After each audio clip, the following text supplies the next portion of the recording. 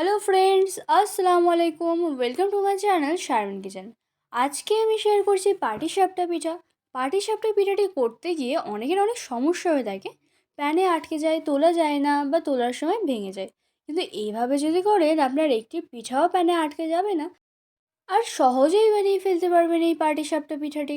খুবই ইজি প্রসেসে করে দেখাচ্ছি, তো চলুন দেখে নেওয়া যাক। প্রথমে আমি পিঠার খিরসা বানিয়ে নেব, যেহেতু খিরসা পাটিসাপটা করছি। কড়াইয়ে 1/2 লিটার লিকুইড দুধ দিয়ে জাল দিয়ে নেব। জাল দিয়ে নেওয়া হয়ে গেলে 2 টেবিল স্পুন সুজি দিয়ে দিচ্ছি।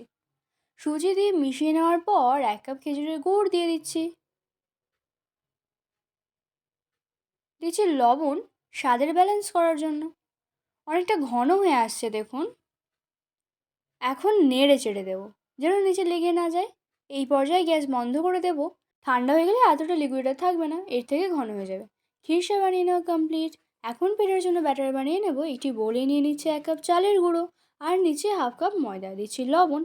এখন এই শুকনো উপকরণগুলি হাত দিয়ে মিশিয়ে নেওয়ার পর 1 কাপ খেজুরের গুড় দিয়ে মিশিয়ে নিচ্ছি।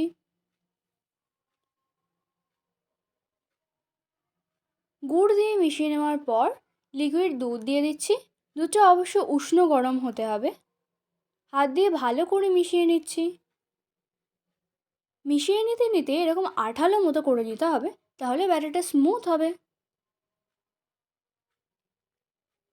এখন স্প্যাচুলা দিয়ে মিশিয়ে নিচ্ছি, আবারও একটু দুধ দিয়ে মিশিয়ে নিচ্ছি। খুব ভালো করে মিশিয়ে নিতে হবে। ব্যাটারের কনসিস্টেন্সিটা দেখুন, ঠিক এরকম। আর কত সুন্দর স্মুথ হয়েছে। ব্যাটারটা যত সুন্দর হবে পিঠা ততটাই ভালো হবে। চামচের পিছনটা থেকে বুঝতে পারবেন ঠিক কতটা পাতলা বা ঘন হয়েছে। ব্যাটার বানানোর রেডি। এখন পিঠা বানিয়ে নেব। ফ্রাই প্যানে বসিয়ে তেল লাগিয়ে নিচ্ছি। তেল লাগিয়ে নিয়ে হাই ফ্লেমে গরম করে নিয়ে 1 চামচ ব্যাটার দিয়ে দিচ্ছি। ব্যাটার দিয়ে গ্যাসের ফ্লেম লো করে রাখবো। উপরের অংশটা শুকিয়ে আসলে ক্ষীর দিয়ে এভাবে মুড়ে নিচ্ছি দেখুন। একটুও প্যানে জড়িয়ে যায় না, ইজিভাবে মুড়ে নেওয়া যাচ্ছে।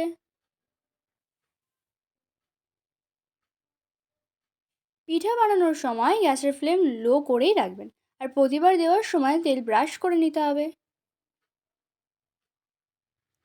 এইভাবে পিঠা বানালে আপনার পাটিসাপটা পিঠা হবে একদম পারফেক্ট। একটুও প্যানে আটকে যাবে না, ছিঁড়েও যাবে না। দেখুন, একইভাবে পিঠাগুলি বানিয়ে নিচ্ছি। আমার একটি পিঠাও প্যানে কিন্তু আটকে যায়নি,